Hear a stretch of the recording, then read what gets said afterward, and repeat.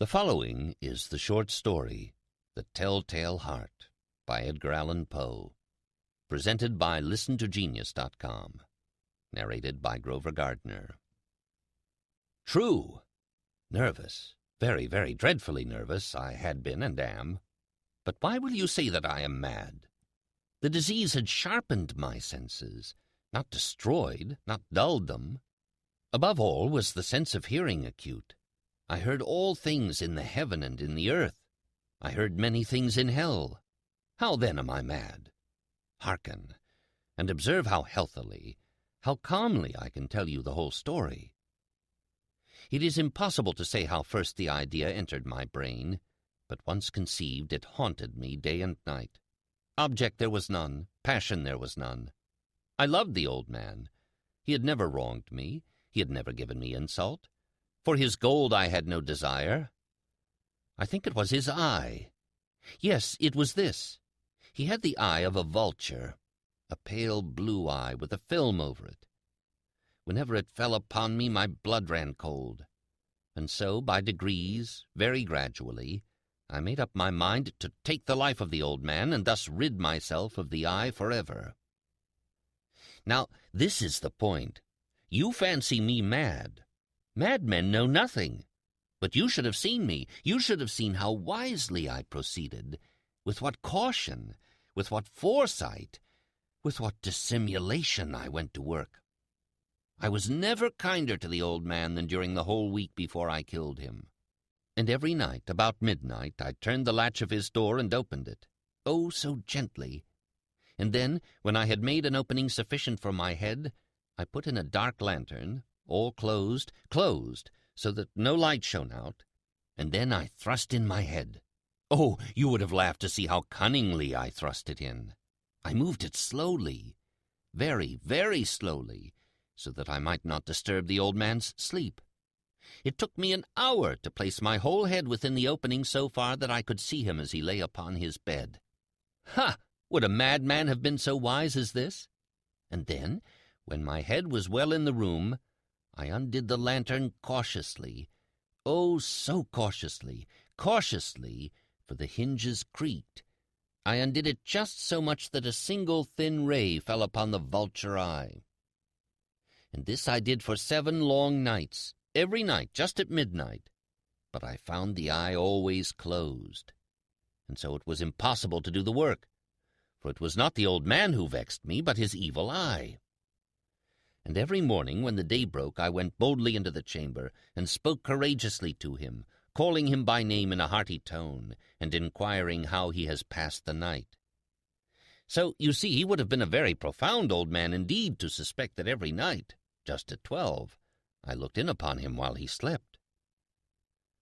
Upon the 8th night, I was more than usually cautious in opening the door.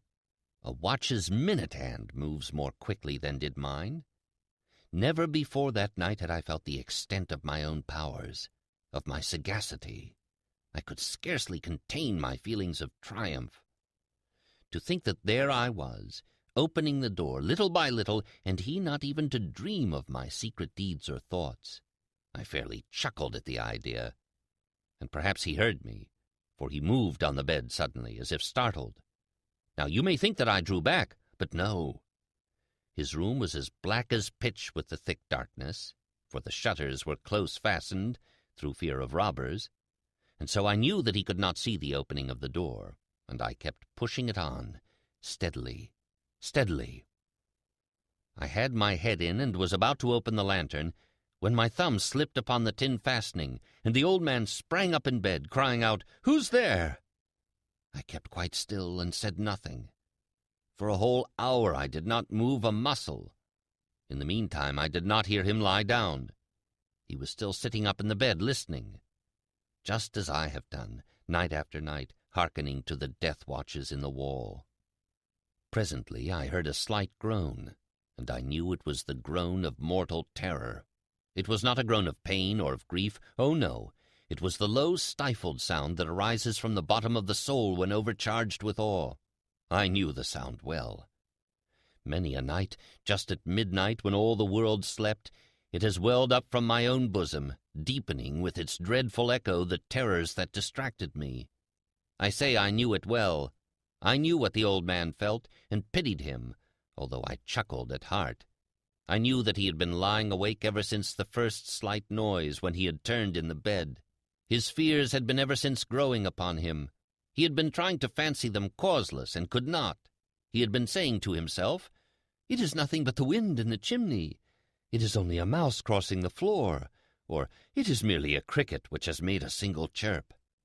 Yes, he has been trying to comfort himself with these suppositions, but he had found all in vain, because death, in approaching him, had stalked with his black shadow before him and enveloped the victim.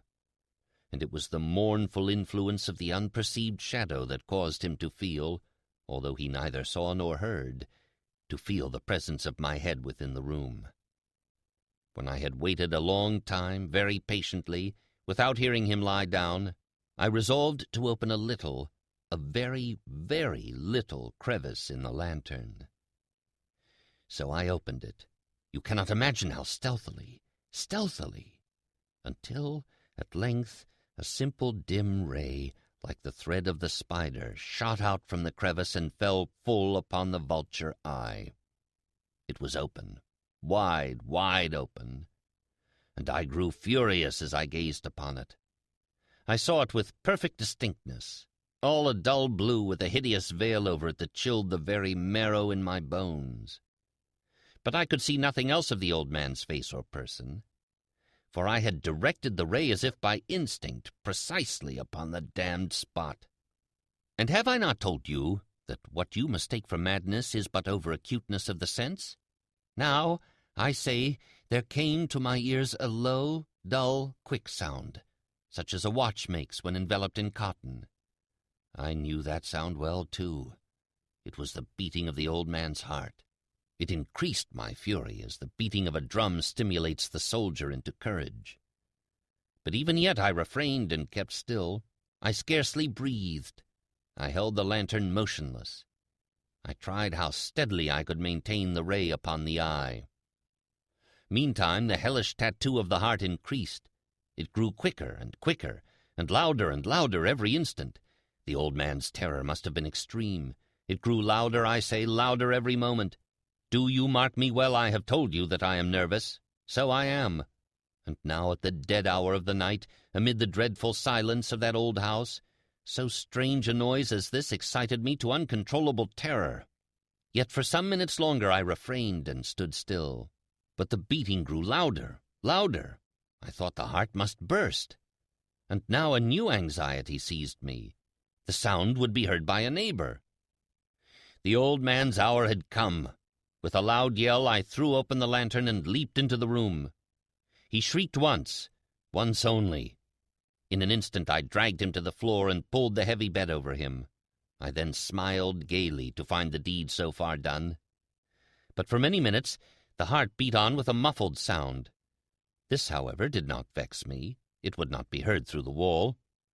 At length it ceased. The old man was dead. I removed the bed and examined the corpse. Yes, he was stone dead.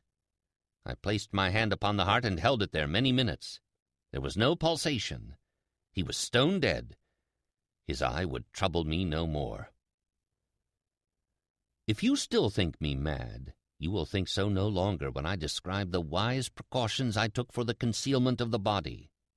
The night waned, and I worked hastily, but in silence. First of all, I dismembered the corpse. I cut off the head and the arms and the legs.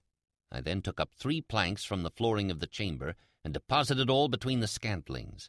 I then replaced the boards so cleverly, so cunningly, that no human eye, not even his, could have detected anything wrong. There was nothing to wash out, no stain of any kind, no blood spot whatever. I had been too wary for that. A tub had caught all. Ha! When I had made an end of these labors, it was 4 o'clock, still dark as midnight. As the bell sounded the hour, there came a knocking at the street door. I went down to open it with a light heart, for what had I now to fear? There entered 3 men, who introduced themselves with perfect suavity as officers of the police. A shriek had been heard by a neighbor during the night. Suspicion of foul play had been aroused. Information had been lodged at the police office, and they, the officers, had been deputed to search the premises.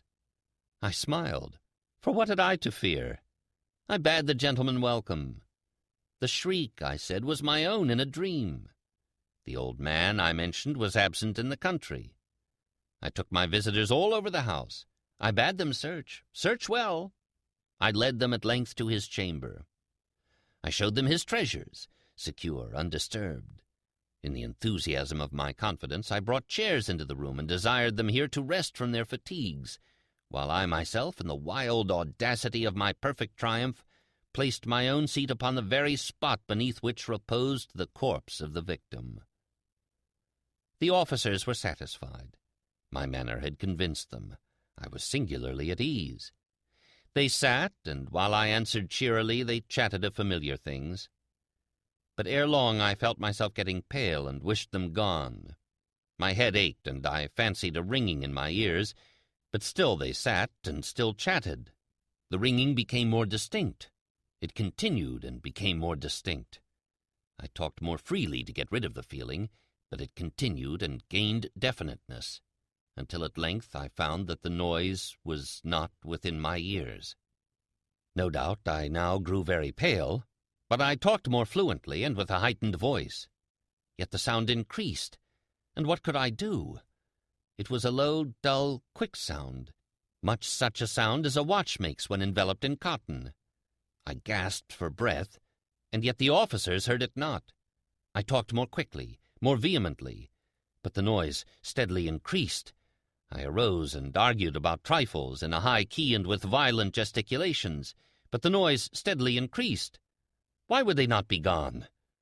I paced the floor to and fro with heavy strides, as if excited to fury by the observations of the men, but the noise steadily increased. Oh, God, what could I do? I foamed, I raved, I swore. I swung the chair upon which I had been sitting and grated it upon the boards, but the noise arose over all and continually increased. It grew louder, louder, louder, and still the men chatted pleasantly and smiled. Was it possible they heard not? Almighty God, no, they heard, they suspected, they knew. They were making a mockery of my horror. This I thought, and this I think. But anything was better than this agony. Anything was more tolerable than this derision.